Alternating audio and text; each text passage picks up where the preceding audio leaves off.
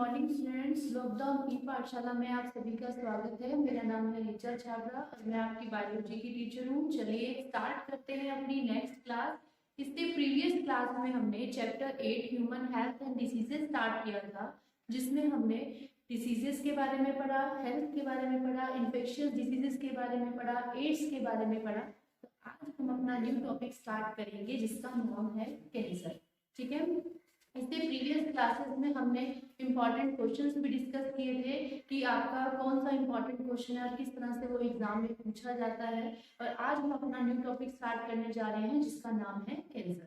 ठीक है, देखिए स्टूडेंट्स, कैंसर एक बहुत ही भयानक बीमारी है। ठीक है, और जिसका ट्रीटमेंट पॉसिबल है, लेकिन ये डिपेंड करता है कि उसका ट्रीटमेंट किस स्टेज में किया जा रहा है। ठीक है, और आए साल हमें बहुत सारे केसेस जो हैं कैंसर के सुनने को मिलते हैं। और आज हम कैंसर के बारे में डिटेल में पढ़ेंगे और जिसमें हम पढ़ेंगे कैंसर कैसे होता है, कैंसर क्या है और कैंसर के कारक कौन है, कौन कैंसर को कोज करता है और किस तरह से कैंसर का ट्रीटमेंट किया जाता है और किस प्रोसेस से हम कैंसर को डिटेक्ट करते हैं, कैंसर की पहचान करते हैं। ठीक है, तो चलिए स्टार्ट करते हैं। सबसे पहले कैंसर वर्ड आते ही हमारे दिमाग में क्वेश्चन क्लिक होता है कि कैंसर क्या है, ये कैसे होता है। अगर हम नॉर्मल वे में बोलते हैं, नॉर्मल भाषा में बोलते हैं, तो बोलते हैं कि कैंसर जो है तंबाकू खाने वालों को होता है।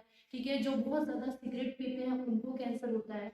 लेकिन अगर हम बात करते हैं कि साइंटिफिक वे में कि कैंसर किस वजह से हो रहा है, कैंसर के कारक कौन से है, तो हमें समझ में आता है कि कैंसर एक ऐसी बीमारी है जिसमें जो हमारी बॉडी की सेल्स होती हैं, जिनसे मिलकर हमारी बॉडी बनती है, उन सेल्स के अंदर अनकंट्रोल्ड डिवीजन होता है।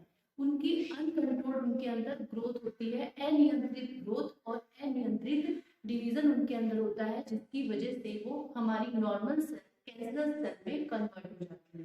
ठीक है, अगर हम बात करते हैं कि जिस तरह से एक ये सेल है, ठीक है, और इसको अपने साइज को कितना बड़ा करना है, तो ये क्या करेगी, अपने अंदर डिवीजन करेगी और इस तरह से डिवीजन करेगी। तो एक नॉर्मल सेल जिस तरह से डिवीजन करती है और अपने साइज को इतना बड़ा कर देगी। लेकिन अगर ये नॉर्मल सेल कैंसर सेल में कन्वर्ट हो जाती है तो क्या होगा, इसका डिवीजन जो नॉर्मल होना चाहिए था ऐसे ना रह करके किस तरह से हो जाएगा, हो जाएगा, यहाँ से हो जाएगा, इस तरह से डिवाइड करेगी, इस तरह से डिवाइड करेगी। तो ये कैंसर सेल अनकंट्रोल्ड डिवीजन करती है और अनकंट्रोल्ड इनके अंदर ग्रोथ होता है, जिसकी वजह से नॉर्मल सेल कैंसर सेल में कन्वर्ट हो जाती है। ठीक है, अब बात करते हैं कॉजेज ऑफ कैंसर।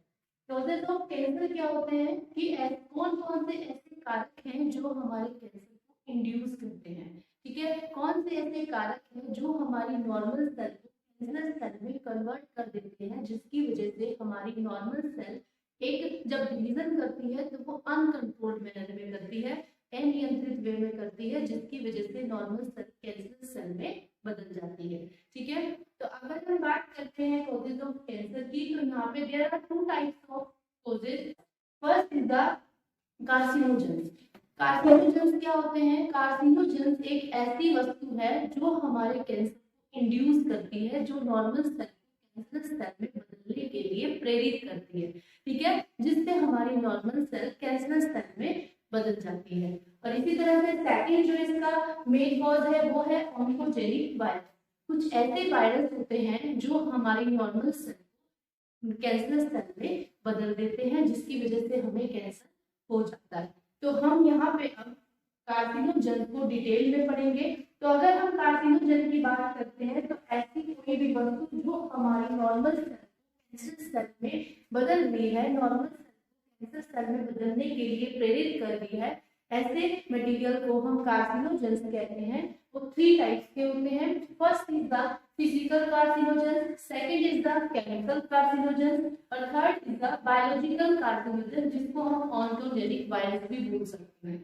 ठीक है, तो सबसे पहले स्टार्ट करते हैं हम फिजिकल कार्सिनोजेंस। फिजिकल कार्सिनोजेंस क्या होते हैं? फिजिकल कार्सिनोजेंस में हमारी हार्मफुल रेज आती है, जैसे अल्ट्रावायलेट रेज है या हमारी एक्स रेज हैं, गामा रेज हैं, बीटा रेज हैं। तो जो हार्मफुल किरणें होती हैं वो हमारी नॉर्मल सेल को में कन्वर्ट कर देती है, जिसकी वजह से हमें स्किन कैंसर हो जाता है। जहाँ ये जो रेज होती है हार्मफुल रेज, सन जैसे हम बोलते हैं कि ओजोन लेयर जो है डे बाय डे डिक्रीज हो रही है, तो अगर ये ozone layer day by day decrease हो रही है, खराब हो रही है, तो ये इसमें छेद हो रहा है। अगर हम अपनी आम भाषा में कहें कि ओजोन की परत में छेद होते जा रहा है, तो उसका क्या हार्मफुल इफेक्ट हमें देखने को मिलता है कि ओजोन लेयर के खराब होने से, उसमें छेद हो जाने से सूर्य से निकलने वाली जो हार्मफुल अल्ट्रावायलेट रेज है हमारी धरती पर पहुंच रही है, और धरती पर पहुंच रही है तो कैंसर जो है उसका नंबर भी बढ़ रहा है, मतलब कि कैंसर बढ़ता जा रहा है। हमने देखने को मिलता है कि बहुत सारे लोगों को स्किन कैंसर हो गया है या बहुत अलग अलग तरह का कैंसर देखने को मिलता है। तो ये एक फिजिकल कार्सिनोजन का इफेक्ट है, ठीक है। तो ये अल्ट्रावायलेट रेज हमारे अंदर स्किन कैंसर कर देती है, और जिसकी वजह से ये क्यों होता है, ऐसा क्यों हुआ कि अल्ट्रावायलेट रेज से स्किन कैंसर हो गया या दूसरी तरह का कैंसर हो जाता है। तो अगर हम बात करते हैं, एक जीन होती है जो सभी कैंसर जीन जो होती है सभी ह्यूमन बीइंग के अंदर मिलेगी, सभी के अंदर मिलेगी, ठीक है। अगर हमारी सेल के अंदर नॉर्मल जीन है जिसको हम बोलते हैं सेलुलर ऑन्कोजीन, या फिर हम उसका दूसरा नाम होता है प्रोटो ऑन्कोजीन, ये सभी के अंदर होती है। ऐसा नहीं है कि कैंसर की जीन जो है सिर्फ जो तंबाकू खा रहा है उसी के अंदर है, या फिर जो सिगरेट पी रहा है उसी के अंदर है। लेकिन ऐसा भी होता है कई बार कि जो लोग तंबाकू नहीं खाते हैं, या फिर जो लोग सिगरेट नहीं पीते हैं, या किसी तरह का कोई ड्रग नहीं लेते हैं, अल्कोहल नहीं लेते हैं, फिर भी उनको कैंसर हो जाता है। तो इसका मतलब ये थोड़ी है कि जो हर कोई तंबाकू खाने वाले को कैंसर होगा, नहीं। तो हमारी सेल जो है उन सभी के अंदर कैंसर को कोज करने वाली जीन सभी के अंदर प्रेजेंट रहेगी, लेकिन वो इनएक्टिव फॉर्म में रहती हैं, इनएक्टिव फॉर्म में रहती है, कार्यशील नहीं होती हैं। उन जीन्स को हम बोलते हैं सेलुलर ऑन्कोजीन्स। उनके लिए हम वर्ड यूज करते हैं सेलुलर ऑन्कोजीन, या फिर इसको सेकंड इसका नेम है, इसको हम और करके बोल सकते हैं प्रोटो ऑन्कोजीन। ये कैसी है, ये इनएक्टिव फॉर्म में है। मान लीजिए एक सेल है जिसके अंदर ये ऑन्कोजीन है, ठीक है, लेकिन ये इनएक्टिव फॉर्म में है। क्यों इनएक्टिव फॉर्म में है, क्योंकि ये सप्रेसर से क्या हुआ है, इसको सप्रेसर की वजह से हमने इसको इनएक्टिव कर रखा है, इसको सप्रेसर के पीछे छुपा रखा, ठीक है।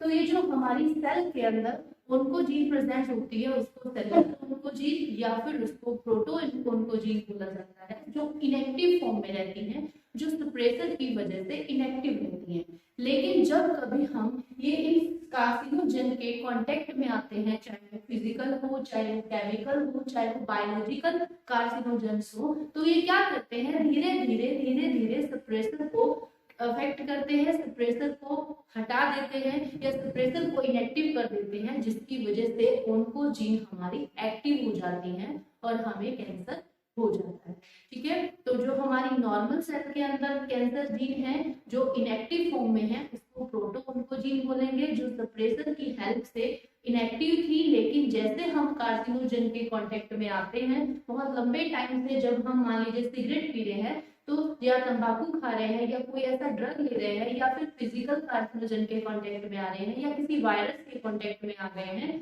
तो ये हमारी जो सेलुलर ऑन्कोजीन थी इनएक्टिव फॉर्म में थी, अब वो एक्टिव हो जाती हैं और कैंसर कर देती हैं, ठीक है।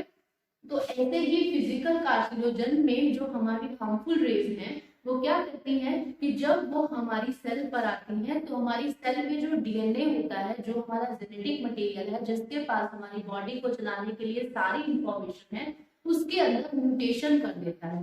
Mutation in the sense sudden change in the DNA, sudden अचानक से उसके अंदर बदलाव कर देता है। तो जब डीएनए में चेंज हो जाता है तो उससे बनने वाली प्रोटीन, उससे बनने वाले प्रोडक्ट भी चेंज हो जाते हैं, और हमारी ऑन्कोजीन जो है हमारी इनएक्टिव फॉर्म से एक्टिव फॉर्म में बदल जाती है, जिसकी वजह से हमें कैंसर हो जाता है, ठीक है। तो ये हमारे फिजिकल कार्सिनोजन थे। सेकंड बात करते हैं केमिकल कार्सिनोजेंस की। केमिकल कार्सिनोजेंस में हमें बहुत सारे केमिकल्स देखने को मिलते हैं जो एक पर्टिकुलर ऑर्गन के कैंसर को इंड्यूस करते हैं या प्रेरित करते हैं, ठीक है। जैसे एस्बेस्टोस है, ये स्किन और लंग कैंसर करता है। कैडमियम ऑक्साइड है, वो प्रोस्टेट ग्लैंड के कैंसर को कॉज करता है। प्रोस्टेट ग्लैंड जो होती है मेल्स में प्रेजेंट होती है ओनली, और वहां पर ये कैंसर कॉज करता है। कोलतार है, ये लंग और स्किन का कैंसर करता है। विनाइल क्लोराइड जो हमारी पॉलीथीन हम यूज करते हैं पॉलीथीन में अगर हम गर्म चीज डाल रहे हैं या प्लास्टिक के बर्तन में अगर हम गर्म चीज डाल रहे हैं तो वो जो उससे जो केमिकल है वो भी क्या करता है, कैंसर को इंड्यूस करता है। इसीलिए पॉलीथीन बैन भी की जाती है और इसीलिए पॉलीथीन में गर्म चीज को डालने से मना भी किया जाता है, क्योंकि उसमें जो प्रेजेंट विनाइल क्लोराइड है एक तरह से केमिकल कार्सिनोजन है जो हमारी बॉडी के अंदर लिवर और लंग्स के कैंसर को इंड्यूस करता है। ठीक है, क्रोमियम कंपाउंड होते हैं वो भी लंग्स का कैंसर करते हैं। तो ऐसे आपको बहुत सारे केमिकल्स देखने को मिल जाएंगे जो एक केमिकल कार्सिनोजन है और जो कैंसर को इंड्यूस कर सकते हैं, इनएक्टिव ऑन्कोजीन को एक्टिव ऑन्कोजीन में कन्वर्ट कर सकते हैं। ठीक है, थर्ड नंबर पे आता है हमारा बायोलॉजिकल कार्सिनोजन। बायोलॉजिकल कार्सिनोजन में हम देखते हैं ओंकोजेनिक वायरस। ओंकोजेनिक वायरस कैसे, इस तरह के पैरासाइट या इस तरह के वायरस जिनके अंदर ओंकोजीन रहती है, कैंसर कोजिंग जीन रहती है। ठीक है, तो वो कैंसर कोजिंग जीन जब हमारी बॉडी, जब वो वायरस हमारी बॉडी में आता है तो वो जो कैंसर कोजिंग जीन है हमारे अंदर क्या कर देती है, कैंसर को इंड्यूस कर देती है, कैंसर कर देती है, जिसकी वजह से हम कैंसर के शिकार हो जाते हैं। ठीक है, तो यहाँ पर हमने पढ़ा कि जो हमारी कैंसर है वो किस तरह से हो रहा है, कैंसर के कॉजेज क्या क्या हैं, कि क्या क्या कॉजेज हैं जिससे हमें कैंसर हो सकता है। नेक्स्ट हम यहाँ पे पढ़ेंगे कि कैंसर सेल और नॉर्मल सेल में क्या डिफरेंस है। ठीक है, अगर हम बात करते हैं कैंसर सेल और नॉर्मल सेल में डिफरेंस की, कि नॉर्मल सेल्स किस तरह की दिखती हैं और कैंसर सेल में क्या डिफरेंस होता है, तो हमें इससे पता चल जाएगा, हम डिटेक्ट कर सकते हैं कि इन नॉर्मल सेल जब कैंसर सेल में कन्वर्ट होती है तो उसके अंदर ये चेंजेस देखने को मिलते हैं। ठीक है, तो सबसे पहले हम देखते हैं कि नॉर्मल सेल और कैंसर सेल में जो सेल डिवीजन है वो किस तरीके का होता है। अगर प्रॉपर्टी की बात करते हैं तो सबसे पहले हम प्रॉपर्टी लेते हैं सेल डिवीजन। नॉर्मल सेल में जो सेल डिवाइड करती हैं वो कंट्रोल्ड मैनर में करती है, कंट्रोल्ड, जितना उसको डिवाइड करना है उतना डिवाइड करेगी, उसके बाद वो सेल डिवाइड करना अपने आप मतलब रुक जाएगा। ठीक है, तो लेकिन जो कैंसर सेल होती है उसमें जब सेल डिवाइड करती है तो अनकंट्रोल्ड मैनर में करती है, उसका कोई कंट्रोल नहीं रहता है, सेल डिवाइड करती रहती है, करती रहती है, करती रहती है। ठीक है, नेक्स्ट आता है कॉन्टेक्ट ऑफ इनहिबिशन। जो नॉर्मल सेल होती है वो उसके बीच में एक कॉन्टेक्ट रहता है, एक सेल दूसरी सेल से कॉन्टेक्ट रखती है और एक सेल दूसरी सेल को कम्युनिकेट कर सकती है, उनके बीच में कांटेक्ट रहता है। लेकिन जो कैंसरस सेल होती हैं उन कैंसर सेल के अंदर जो कांटेक्ट रहता है एक सेल का दूसरी सेल से वो इनहिबिट हो जाता है, उसमें वो प्रेजेंट नहीं होता है, जिसकी वजह से वो अनकंट्रोल्ड वे में डिवाइड करती रहती है, जिससे कि एक बहुत बड़ा मास बन जाता है, एक बहुत बड़ा गुच्छा बन जाता है सेल का, जिसको हम बोल देते हैं नोड्यूल, जिसको हम ट्यूमर भी बोल देते हैं। ठीक है, नेक्स्ट आता है लाइफ स्पैन। जो हमारी नॉर्मल सेल होती है उसका एक डेफिनेट लाइफ स्पैन होता है कि ये सेल इतने समय के लिए जिंदा रह सकती है, ये इसका एक डेफिनेट लाइफ स्पैन है। लेकिन जो कैंसर सेल होती है उसका कोई डेफिनेट लाइफ स्पैन नहीं होता है, वो कितने भी समय तक जिंदा रह सकती है, उसका कोई एक डेफिनेट लाइफ स्पैन नहीं है। नेक्स्ट आता है पोजीशन। जो हमारी कैंसर सेल होती हैं और जो नॉर्मल सेल में ये डिफरेंस देखने को मिलता है कि जो हमारी नॉर्मल सेल है वो एक जगह से दूसरी जगह पे स्प्रेड नहीं होती है। अगर वो एक जगह पे है तो वहीं पे वो डिवाइड करेगी और उसी जगह पे बनी रहेगी, दूसरी किसी और जगह पे वो इन्वेड करके नहीं जाएगी, स्प्रेड नहीं होगी। लेकिन कैंसर सेल में ये एक क्वालिटी होती है, प्रॉपर्टी होती है कि वो एक जगह से दूसरी जगह पर जा सकती है, स्प्रेड हो सकती है। और अगर कोई कैंसर सेल एक ऑर्गन से दूसरे ऑर्गन में जा रही है या एक टिश्यू से दूसरे टिश्यू में स्प्रेड हो रही है, इस प्रोसेस को हम बोलते हैं मेटास्टेसिस, जो हमें कैंसर सेल में भी देखने को मिलता है। नॉर्मल सेल में मेटास्टेसिस का प्रोसेस नहीं होता है। ठीक है, इस मेटास्टेसिस के आधार पर जिसमें एक सेल दूसरी सेल को इन्वेड करके दूसरी पोजीशन पे पहुंच जाती है, स्प्रेड हो जाती है, जैसे कैंसर कहते हैं फैल गया। तो कैंसर फैलने का मतलब यही होता है कि एक कैंसर सेल एक जगह से दूसरी जगह पर स्प्रेड हो गई है, जब एक सेल दूसरी जगह पर चली गई है उसके स्प्रेड होने को हम मेटास्टेसिस बोलते हैं। और मेटास्टेसिस के आधार पर हम कैंसर को भी 2 पार्ट्स में डिवाइड कर सकते हैं। ठीक है, तो ये हमारा नॉर्मल सेल और कैंसर सेल में डिफरेंस था, जिसमें हमने देखा कि ये प्रॉपर्टी नॉर्मल सेल में प्रेजेंट रहती है और ये जो प्रॉपर्टी है हमारी कैंसर सेल में प्रेजेंट रहती है। अब हम बात करते हैं कि ट्यूमर क्या होता है। ठीक है, अगर कोई सेल नॉर्मल वे में डिवाइड कर रही है तो वो जितना उसको डिवाइड करना है वो डिवाइड करेगी, उसके बाद डिवाइड होना अपने आप रोक देगी। लेकिन जो कैंसर सेल होती हैं अगर वो डिवाइड करती हैं तो वो अनकंट्रोल्ड वे में करती हैं। एक बार डिवाइड होना शुरू हुई तो वो अनकंट्रोल्ड वे में डिवाइड होती जाएगी और एक बहुत बड़ा मास, एक बहुत बड़ा गुच्छा, एक बहुत बड़ी गांठ की तरह स्ट्रक्चर बना लेगी जिसको हम बोलते हैं ट्यूमर। तो tumour is the nodule like masses formed due to uncontrolled cell division, कि जब कोई सेल अनकंट्रोल्ड वे में डिवाइड करती रहती है और एक बहुत बड़ा मास, बड़ा एक गुच्छा बना लेती है सेल का जो एक गांठ की तरह हमें दिखाई देता है जिसको ट्यूमर बोलते हैं। ठीक है, तो ट्यूमर टू टाइप्स के होते हैं। फर्स्ट ट्यूमर आता है हमारा benign tumour, benign. Second tumour जिसको हम बोलते हैं मैलिग्नेंट ट्यूमर। क्या डिफरेंस है मैलिग्नेंट और बिनाइन ट्यूमर में? कि जो बिनाइन ट्यूमर होता है वो नॉन कैंसरस होता है। नॉन कैंसरस का मतलब क्या है? ये इसमें क्या हो गया कि सेल डिवाइड कर करके उसने नोड्यूल की तरह स्ट्रक्चर तो बना ली है, लेकिन वो नॉन कैंसरस है, एक जगह से दूसरी जगह पर स्प्रेड नहीं हो सकती है। मेटास्टेसिस का प्रोसेस जो है वो शो नहीं करती है, एक ही जगह स्थिर रहेगी, जहाँ पे मास बना है वही रहेगा, दूसरी जगह पे स्प्रेड नहीं होगा। जिसकी वजह से हम कह सकते हैं कि बिनाइन ट्यूमर जो होता है वो नॉन कैंसरस होता है, मेटास्टेसिस का प्रोसेस नहीं शो करता है। ठीक है, जैसे आप इसका एग्जांपल लगा सकते हो वार्ड।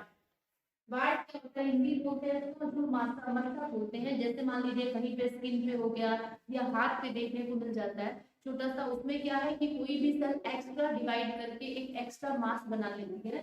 ठीक है, लेकिन वो एक ही पर्टिकुलर पोजीशन पे रहता है, अगर जिस जगह पे है उसी जगह पे लगे रहेगा। अगर वो बचपन में आपको इस जगह पे दिखाई दे रहा है तो आपके वो बूढ़े होने पर भी उसी जगह पे रहेगा, लेकिन है तो एक एक्स्ट्रा डिवीजन किया है उसने और एक बहुत बड़ा मास बना लिया है, उसको भी हम ट्यूमर बोल सकते हैं। लेकिन ये बिनाइन ट्यूमर का एग्जांपल है क्योंकि वो एक जगह से दूसरी जगह पे स्प्रेड नहीं हुआ, मेटास्टेसिस का प्रोसेस उसने शो नहीं किया है। सेकंड आता है मैलिग्नेंट ट्यूमर। मैलिग्नेंट ट्यूमर जो होता है ऐसा कैंसर होता है, इसको हम कैंसर, ये मैलिग्नेंट जो है आपका वो कैंसरस सेल, क्योंकि ये एक पोजीशन से दूसरी जगह पे स्प्रेड हो गई है। जैसे बोलते हैं कैंसर फैल रहा है, एक जगह से पहले लीवर में था, स्टमक में पहुंच गया, तो लीवर से स्टमक में गया है, एक जगह से दूसरी जगह पे जब उसने अपनी पोजीशन को शिफ्ट किया है, स्प्रेड हुआ है, इस प्रोसेस को मेटास्टेसिस, और इस तरह का जो कैंसर होता है वो मैलिग्नेंट कैंसर होता है, ये पैटर्न होता है। ठीक है, ये बहुत ज्यादा हानिकारक है, उनकी वजह से हम मर सकते हैं। लेकिन बिनाइन ट्यूमर जो होता है वो एक ही जगह पे रखेगा, जिसका ट्रीटमेंट भी इजीली किया जा सकता है, ये इतना पैटर्न नहीं है, लेकिन मैलिग्नेंट ट्यूमर पैटर्न है। ठीक है, ये मैलिग्नेंट और बिनाइन ट्यूमर के बीच में डिफरेंस होता है। ये मैलिग्नेंट ट्यूमर के बीच में डिफरेंस है। नेक्स्ट हमारा जो आता है टाइप्स ऑफ कैंसर, कि कैंसर के प्रकार कौन कौन से हैं, कैंसर कितने प्रकार का हो सकता है। अगर हम बात करते हैं, फर्स्ट जो आता है हमारा कार्सिनोमा।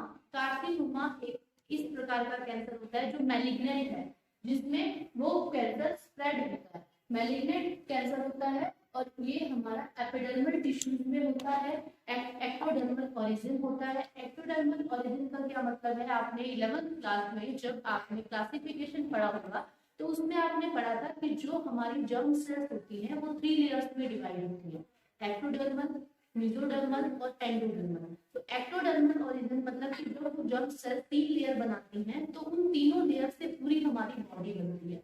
तो जो ऑर्गन हमारा एक्टोडर्मल ओरिजिन है, एक्टोडर्मल लेयर से बना है, उसके अंदर इस प्रकार का कैंसर देखने को मिलता है। या फिर जो हमारी एपिडर्मल टिश्यू है, आउटर कवरिंग है हमारी बॉडी में, जो भी ऑर्गन की या स्किन की जो आउटर कवरिंग है, बाहर बाहर की जो लेयर है, उसमें हमारा जो कैंसर होता है उसको हम कार्सिनोमा बोलते हैं। ठीक है, नेक्स्ट जैसे हमारा स्टमक का कैंसर हो गया। ठीक है, नेक्स्ट हमारा आता है सार्कोमा। सार्कोमा कैंसर जो है ये भी एक मैलिग्नेंट कैंसर है जो एक जगह से दूसरी जगह पे स्प्रेड हो सकता है, लेकिन ये कैंसर मेसोडर्मल ओरिजिन होता है। मेसोडर्मल ओरिजिन का मतलब कि यहाँ ये ऐसी टिश्यूज में होगा जिसका ओरिजिन जो हुआ, जिसकी उत्पत्ति मेसोडर्म लेयर से होती है। नेक्स्ट आता है हमारा ल्यूकीमिया। ल्यूकीमिया हमारा haemopoietic blood cell, haemopoietic cells के अंदर ब्लड सेल्स में जो कैंसर होता है उसको हम ल्यूकीमिया बोलते हैं। ठीक है, नेक्स्ट हमारा आता है मेलानोमा कैंसर। मेलानोमा मेलानोसाइट्स जो होती है स्किन की, उनके अंदर जो कैंसर होता है उसको हम मेलानोमा बोलते हैं। ये 4 टाइप की मोस्ट इंपॉर्टेंट कैंसर के टाइप्स हैं, ये कहीं पूछे जा सकते हैं। एक नंबर में कि कार्सिनोमा कहाँ होता है, सार्कोमा कहाँ होता है, ल्यूकीमिया किसके अंदर होता है, और ये हमारा मेलेनोमा किसके अंदर होता है। ठीक है, तो ये टाइप थे। अब हम जो नेक्स्ट पढ़ेंगे, हम यहाँ ये पढ़ेंगे कि हमारे कैंसर को किस तरह से डिटेक्ट कर सकते हैं, डिटेक्शन ऑफ कैंसर, की कैंसर को किस प्रकार डिटेक्ट किया जा सकता है। ठीक है, कैंसर को डिटेक्ट करने के लिए बहुत सारी टेक्निक का हम यूज करते हैं, जैसे बायोप्सी की जाती है, सीटी स्कैन किया जाता है, एमआरआई की जाती है। तो ये सब डिटेक्ट करने के लिए प्रोसेस है जिसको यूज करके हम कैंसर को या कैंसर सेल को डिटेक्ट किया जा सकता है। ठीक है, नेक्स्ट अब हम cancer, detection of cancer and treatment of cancer के बारे में पढ़ेंगे। आपकी बहुत सारी टेक्निक्स दी हुई हैं जिसकी हेल्प से हम कैंसर सेल को डिटेक्ट कर सकते हैं। फर्स्ट आता है बायोप्सी। बायोप्सी में हम इसका पैथोलॉजिकल स्टडी करते हैं। जो भी टिश्यू में हमें लगता है सस्पेक्टेड टिश्यू जो होता है, जहाँ पे हमें लगता है कैंसर हो सकता है, उस सस्पेक्टेड टिश्यू में हम निडल की हेल्प से वहां से सेल को निकाल लेते हैं और उस सेल को हम माइक्रोस्कोप में स्टडी करते हैं, देखते हैं कि वो किस तरह से डिवाइड कर रही है, अनकंट्रोल डिवीजन कर रही है या किस तरह से उसके अंदर डिवीजन हो रहा है। उसकी हेल्प से हम कैंसर सेल को डिटेक्ट कर सकते हैं। सेकंड टेक्निक आती है कंप्यूटेड टोमोग्राफी, जिसको हम सीटी स्कैन भी बोलते हैं। अगर एक नंबर में क्वेश्चन आ जाता है आपका सीटी स्कैन की फुल फॉर्म लिखिए, तो कंप्यूटेड टोमोग्राफी जो है वो सीटी स्कैन जिसको हम बोलते हैं, इसमें हम एक्सरेज का यूज करते हैं और 3 डायमेंशनल इमेज जो होती है किसी भी टिश्यू की या सेल की, हम 3 डायमेंशनल इमेज बनाकर के एक्सरे की हेल्प से कैंसर सेल को डिटेक्ट कर सकते हैं। नेक्स्ट आता है रेडियोग्राफी। रेडियोग्राफी भी इसमें हम एक्सरे का यूज करते हैं, एक्सरेज का यूज करते हैं और इंटरनल ऑर्गन्स के कैंसर को डिटेक्ट करने के लिए हम रेडियोग्राफी टेक्निक का सहारा लेते हैं और कैंसर सेल को डिटेक्ट करते हैं। नेक्स्ट आता है एमआरआई। एमआरआई का फुल फॉर्म होता है मैग्नेटिक रेजोनेंस इमेजिंग, जिसमें आपका एक नंबर में क्वेश्चन पूछ सकता है कि एमआरआई की फुल फॉर्म बताइए। एमआरआई टेक्निक जो है इसमें हम नॉन आयनाइजिंग रेडिएशन और मैग्नेटिक फील्ड का सहारा लेते हैं और अपनी सेल लिविंग टिश्यू जो होता है उसकी फिजियोलॉजिकल चेंजेस उसके अंदर देखते हैं, पैथोलॉजिकल चेंजेस देखते हैं, जिससे हम ये पहचान सकते हैं कि वो नॉर्मल सेल जो है कैंसर सेल में कन्वर्ट हो चुकी है। नेक्स्ट हम इसमें देखते हैं बोन मैरो और ब्लड टेस्ट। जो हमारा ल्यूकीमिया है, जो हमारी ब्लड सेल्स के अंदर कैंसर होता है, ब्लड सेल्स के अंदर जो कैंसर है जिसमें वो एक बहुत ज्यादा जल्दी सेल डिवाइड करती है, इंक्रीज सेल डिवीजन हो रहा है और अनकंट्रोल्ड मैनर हो रहा है, उसको डिटेक्ट करने के लिए हम इस टेक्निक की हेल्प लेते हैं। नेक्स्ट है आपका मोनोक्लोनल एंटीबॉडी। ये ऐसी एंटीबॉडी होती है जो कैंसर स्पेसिफिक एंटीजन होते हैं, तो ये antibody against cancer specific antigen, तो वहां पे हम मोनोक्लोनल एंटीबॉडी का यूज करके कैंसर सेल को डिटेक्ट करने की कोशिश करते हैं। तो ये हमारी बहुत सारी टेक्निक्स हैं जिसका सहारा लेकर हम कैंसर को डिटेक्ट कर सकते हैं। इसके बाद बात करते हैं कैंसर ट्रीटमेंट की, ट्रीटमेंट ऑफ कैंसर की, कैंसर को किस तरह से उसका ट्रीटमेंट किया जाता है। ठीक है, कैंसर का ट्रीटमेंट जो किया जाता है उस पे ये उस चीज पर निर्भर करता है कि कैंसर किस फेज में पहुंच चुका है। ठीक है, और उसी को देखते हुए कैंसर का ट्रीटमेंट किया जाता है। 4 फेजेस होता है, तो अगर मान लीजिए हमारे लास्ट स्टेज चलती है तो कैंसर का ट्रीटमेंट किस रूप में किया जाएगा, अगर सेकंड स्टेज है तो किस तरह से हम कैंसर का ट्रीटमेंट करेंगे। तो कैंसर का ट्रीटमेंट जो होता है उसकी फेजेस को देखते हुए हम कैंसर का ट्रीटमेंट करते हैं। यहाँ पे आपको 5 या 6 टेक्निक्स बताई गई हैं जिसके थ्रू हम कैंसर का ट्रीटमेंट करते हैं। सबसे पहला हमारा आता है सर्जरी। सर्जरी में हम जो ट्यूमर होता है जो एक ही जगह पे रहता है और एक ही जगह पे जो नोड्यूल लाइक स्ट्रक्चर बनती है, सर्जरी के थ्रू हम उसको क्या कर देते हैं, रिमूव कर देते हैं। नेक्स्ट आपका आता है रेडिएशन। रेडिएशन में हम क्या करते हैं, रेडियोएक्टिव एलिमेंट्स का रेडिएशन का यूज करते हैं और रेडिएशन का यूज करके हम कैंसर सेल को किल करते हैं। नेक्स्ट आता है कीमोथेरेपी। कीमोथेरेपी एक ऐसी टेक्निक है जिसमें हम कीमोथेरापी ड्रग का यूज करते हैं। ये बहुत ही हार्मफुल ड्रग होते हैं जिसमें हम केमिकल्स का यूज करते हैं जो बहुत हार्मफुल है और जिससे हम कैंसर सेल को किल करने की कोशिश करते हैं। लेकिन ये ड्रग जो होते हैं जैसे विंक्रिस्टिन है, विंब्लास्टिन है, इस तरह से बहुत सारे ड्रग हैं जो कीमोथेरेपी में यूज किए जाते हैं। लेकिन इसका एक साइड इफेक्ट होता है कि कीमोथेरेपी जब होती है तो हमारा हेयर लूज होता है, बाल सारे झड़ जाएंगे, अनीमिया हो जाए, अनीमिक हो जाएंगे, हमें ब्लड की कमी हो जाएगी क्योंकि ये ड्रग बहुत ज्यादा हार्मफुल है।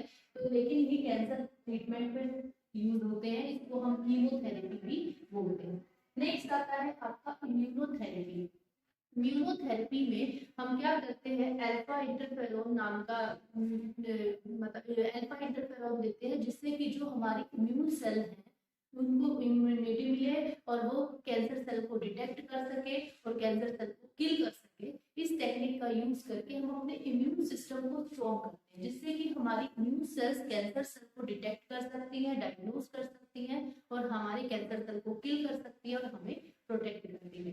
तो आज की हमने इस वीडियो में कैंसर के बारे में पढ़ा, जिसमें हमने पढ़ा सबसे पहले कि कैंसर क्या होता है, ठीक है, कैंसर किस किस कारणों से होता है, कौन कौन से प्रोमिनेंट रीजन है जो कैंसर कोज करते हैं, जिसमें हमने फिजिकल कार्सिनोजेंस के बारे में पढ़ा, हमने केमिकल कार्सिनोजन के बारे में पढ़ा, हमने बायोलॉजिकल कार्सिनोजन के बारे में पढ़ा जो कैंसर को इंड्यूस करते हैं। उसके बाद हमने नॉर्मल सेल और कैंसर सेल में क्या डिफरेंस होता है उसके बारे में पढ़ा। उसके बाद हमने टाइप्स ऑफ ट्यूमर के बारे में पढ़ा कि ट्यूमर क्या होता है, बिनाइन ट्यूमर क्या होता है, मैलिग्नेंट ट्यूमर क्या होता है। नेक्स्ट हमने किस तरह से हम कैंसर को डिटेक्ट कर सकते हैं उसके बारे में पढ़ा, टाइप्स ऑफ कैंसर के बारे में पढ़ा और लास्ट में हमने कैंसर के ट्रीटमेंट के बारे में पढ़ा। ठीक है, आई होप आप सभी को समझ में आ गया होगा। तो नेक्स्ट वीडियो में हम ड्रग्स के बारे में पढ़ेंगे, ड्रग्स के कौन कौन से रिसेप्टर होते हैं जो हमारी ह्यूमन बॉडी में प्रेजेंट होते हैं और वो किस तरह से